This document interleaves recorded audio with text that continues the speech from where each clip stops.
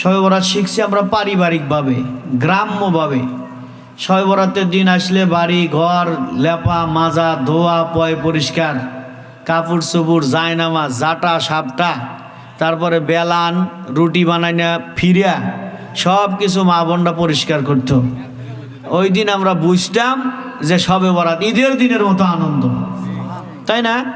তখন তো আর আমরা বুখারীও পড়ি নাই, মুসলিম তিরমিজি আবু দাউদ নাসাই এইগুলো পড়ে তো আর আমরা শবে বরাত পাই নাই। আমরা ওই সময় পারিবারিকভাবে সবাই, আপনারাও পারিবারিকভাবে যার যার গ্রামে যার যার বাড়ি থেকে আপনারা শবে বরাতের দিন ইবাদত করা শিখছেন। এই ইবাদতটা নষ্ট করছে কারা? আমাদের মতো কিছু মোল্লারা। কথা ঠিক আছে না? বলে যে হালুয়া রুটি খাওয়া হারাম, নাউজুবিল্লাহ কর।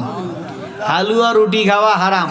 ভালো করে শোনেন, হালুয়া আর রুটি এই দুইটা জিনিস রাসূলুল্লাহর পছন্দের খাবার। খেজুর রাসূলুল্লাহর পছন্দের খাবার। উহুদের ময়দানে যখন দুইটা দন্দন ভেঙে গেল তখন এই হালুয়া রুটি রাসূলুল্লাহকে খাওয়ানো হইতো, ওর জন্য খাওয়ার সুবিধা হইতো। তাছাড়াও হুজুরের পছন্দ। তা আমরা এমনি যদি হালুয়া রুটি কেউ খায়, এইটাকে যদি কেউ হারাম বলে, সে কাফের, তার বউ তালাক, নতুন করে ঈমান আইনে আবার মুসলমান হওয়া লাগবে। কারণ হালাল জিনিসকে হারাম বলা যাবে না। একজন সাধারণভাবে নিষেধ করতে পারে যে এটা বানায়েন না, দরকার নাই, এটা হইলো তাও এটা আপনার ইসলামী কালচার, ইসলামী আদর্শের খেলাফ এই কথাটা। এই দিনে আমাদের প্রত্যয় কি? আমরা রাত্রে নামাজ পড়ব। আপনারা কে কি করবে না করবে জানি না, তবে আপনারা করবেন। গোসল করবেন, গোসলের আগে তওবা করবেন। শুক্রবারে জুমার নামাজের গোসলের আগে তওবা করবেন। গোসলের পানির সাথে বিনা তওবায় ছোট গুনাহগুলো মাফ হয়ে যায়। আর তওবা করে যদি জুমার নামাজ পড়ার নিয়তে গোসল করে, আল্লাহ কবিরা গুনাহগুলো মাফ করে দেয়। অজুর আগে তওবা করবেন। শরীয়তে পানি দিয়ে অজু আর মারেফাতে তওবা হইল অজু। তওবা যখন করলেন তখন ওই অজুর পানি এমনি যদি অজু করেন তাহলে অজুর পানির সাথে আপনার ছোট ছোট গুনাহগুলো আল্লাহ মাফ করে দেয়। যখন তওবা করে অজু করলেন তখন সগীরা কবিরা সব গুনাহ আল্লাহ মাফ করে দেয়।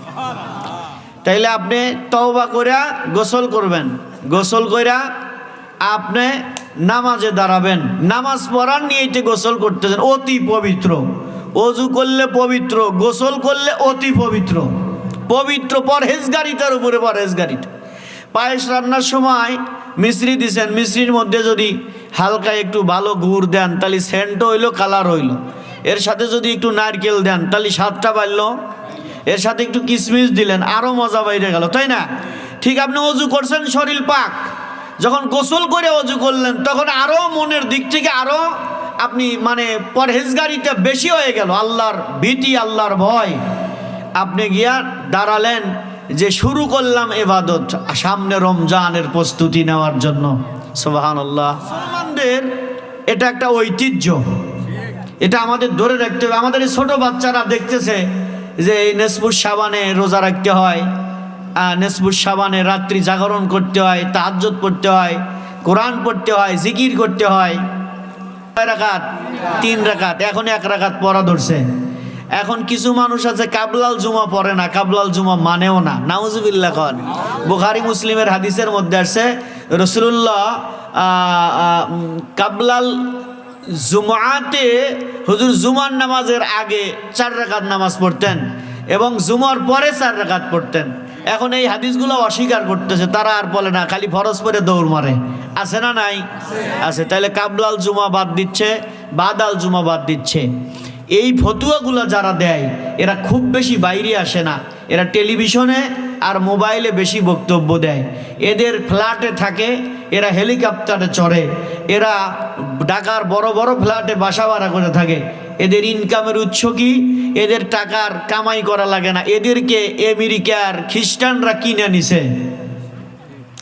আমেরিকার 100 টাকা বাংলাদেশের 12,000 টাকা। আমেরিকার কয় টাকা? 100, বাংলাদেশের 12,000 টাকা। ওদের টাকার যদি 500 দেয় আমাদের দেশে কত হয়? 60,000, 5 বারং 60।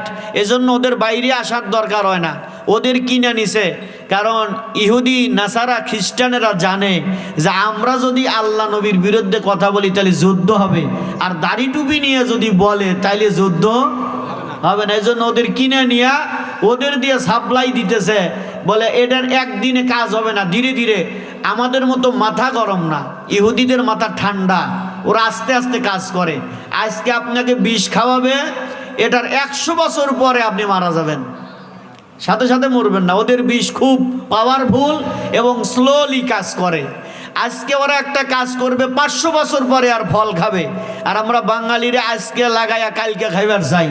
এই জন্য কত রকমের বিষ আমরা খাবারে ব্যবহার করি। কিন্তু আমেরিকার মানুষ তা নয়। আমেরিকার মানুষ আজকে করবে, এটার ফল ওরা খাবে 500 বছর পরে। আমি খাইলাম না, 500 বছর পরে জাতি যেন উপকৃত হয়। এজন্য ওরা কিনে নিয়ে ওই জাতীয় মোল্লাদের দিয়ে একটা একটা করে প্রথমে হালকার উপর মারছে। প্রথমে এটা আবার কিছু মানুষ আমাদের দেশের মানুষ না বুঝে তাদের কথা মাইনে নিয়ে তাদের পক্ষে চলে গেছে, না বোঝার কারণে। প্রথমে তারা বলছে মোনাজাত করলেও চলে, না করলেও চলে, কথা কয়েন। আস্তে আস্তে ঢুকলো। এরপরে আসলো কবর জিয়ারত করলেও চলে, যদিও করো তাহলে পশ্চিম পাইলে ঘোরো। আস্তে আস্তে ওদের দলে নিবে। তখন মানুষ চিন্তা করবে, ইয়া আল্লাহ, পশ্চিম পাইলে কাবা, আলে কাবার দিক মুখ দিয়ে দোয়া করা লাগবে, অন্য দিকটা মুখ দিয়ে দোয়া করলে কবুল হবে কি হবে না। আমরা সাধারণ মানুষ আল্লাহকে ভয় পাই, তাই না? তাহলে আমরা ওদের সাথে সাথে ঘুরি। এরপরে বলছে যে শবে বরাতের হালুয়া রুটি এগুলোর কোনো প্রয়োজন নাই, এগুলো খাওয়া হারাম, নাজায়েজ, নাউজুবিল্লাহ। এরপরে বলছে মিলাদ, ওই মিলাদ লাগবে না, মিলাদের তাবারক খাওয়া আর ঘু খাওয়া সমান, নাউজুবিল্লাহ কন। তাহলে আস্তে আস্তে মিলাদ উঠে গেল। মোনাজাতের গুরুত্ব নাই, কাবলাল জুমা নাই, বাদাল জুমা নাই। এরপরে এসে রাশি লাগছে বেতের নামাজে। বেতের নামাজে 1 রাকাত পড়লেই চলে। তাহলে বেতের কয় রাকাত কমে গেল? 2 রাকাত কমে গেল। সারা পৃথিবী, বাংলাদেশ নয়, সারা পৃথিবী কোটি কোটি বার বিক্রি করলেও একটা ওয়াজিবের দাম হবে না। তাহলে 2টা রাকাত নামাজ কমে গেল, বেতের নামাজ। এখন জানাজার মধ্যে আলহামদুল সূরা পড়া ধরছে। তা আপনারা এইটাই ক্ষতিগুলো তারা করতেছে। ওরা জানে যে মুসলমান দিয়াই মুসলমানের ইমান কারা লাগবে। আমরা কইলে ওরা জেহাদ করবে, আর মুসলমান সব যদি একসাথে হইয়া আমাদের বিরুদ্ধে লাগে, মুসলমানের সাথে আমরা কোনোদিনও পারবো না। এই জন্য কিছু মুসলমান ওরা কিনে নিছে।